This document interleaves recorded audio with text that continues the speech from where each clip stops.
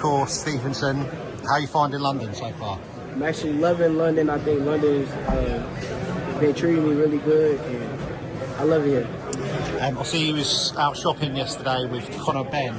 He recommended getting tea and scone. Have you tried to get it out or not? Honestly, I was shopping myself, and we actually ran into each other. But Conor Ben is a really cool dude. I never realized how cool he was because you always see him like mad or angry on the internet. Yeah. But every time I run into him, he's always like a real cool dude. Yeah, he's a nice bloke. Nice bloke is crazy, but I can see why Shakur thought Conor Ben was a hyper type of guy. But personally, I think he does that in order to sell his fights and sell his character. Because Conor Ben, outside of him being the son of Nigel Ben, he doesn't really have an identity. So I think he tries to bring that bad boy and angry energy. He's always up for it. Yeah. I'm sure you've probably seen all the Gervonta Davis rants and tweets and everything online. Have you got any response to everything he's been saying about you, Turkey, and all the fighters going over? He's ranting about me? Yeah, he's sort of ranting about everyone. What did he say? He's not happy that all the fighters are not fighting in America and they're going over to Saudi. What's your response to this? I could understand why Tank doesn't want to fight in Saudi Arabia because Tank is a very popular fighter in the States. A lot of people, they love him to the point of making excuses for him, like Canelo's fans. So whenever Tank fights, he has what? He has home court advantage. If Tank were to fight Shakur anywhere in America, even New York, most of the crowd would be biased towards Tank. They would be pro-Tank. But in Saudi Arabia, that's not going to be the case. You know, it will be guys rooting for both people on both sides because most of the fans are going to be, the Saudis.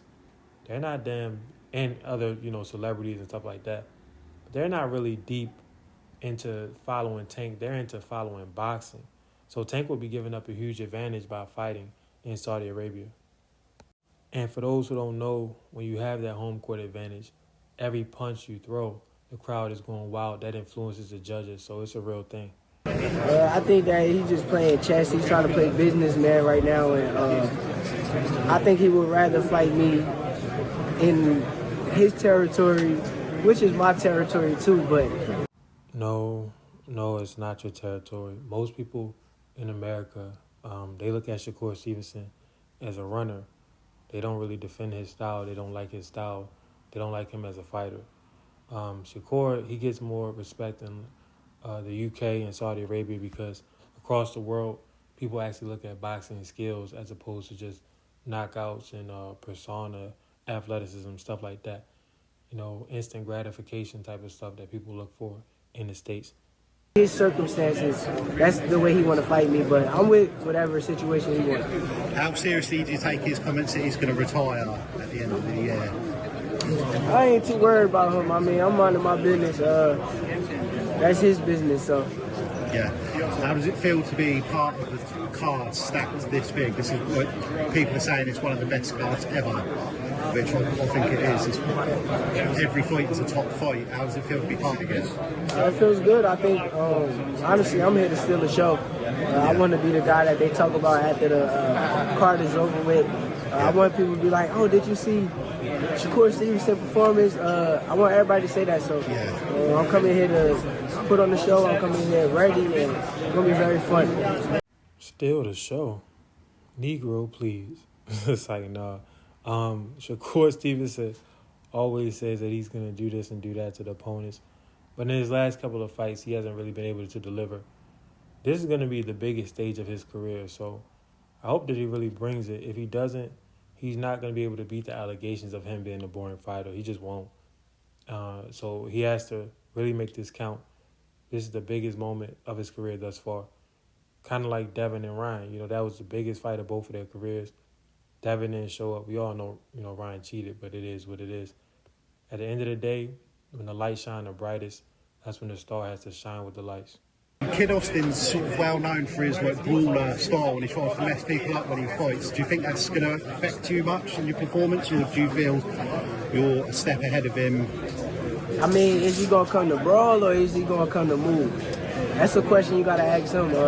I remember sparring him and being in the ring with him. He was doing a lot of movement, moving around the ring. He wasn't really pushing forward or coming forward. So let's see come fight night, is he going to try to change that up or be the same guy? Do you see? Floyd Schofield's movement is what separates him from the average guy, the average young prospect out there, and the average modern-day boxer.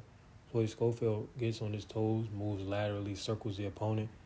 If he can do that in an erratic and unorthodox type of way and still have the stamina to compete with Shakur, he could potentially win the fight, but that's highly unlikely since he got tired in his last fight against a no-name fighter. Being a hard fight for you with him, that messy style, or how do you see it panning out? I don't think no fight is hard for me. I think that I got the remedy and the key to success. I'm going to win by any means necessary. So honestly, it really just comes down to one team to put on the performance and let my hands go and show out for her. I hope Shakur is able to show out, but we see that Tank wants home court advantage when he fights Shakur. That's the most significant point in this video. Y'all let me know what y'all think.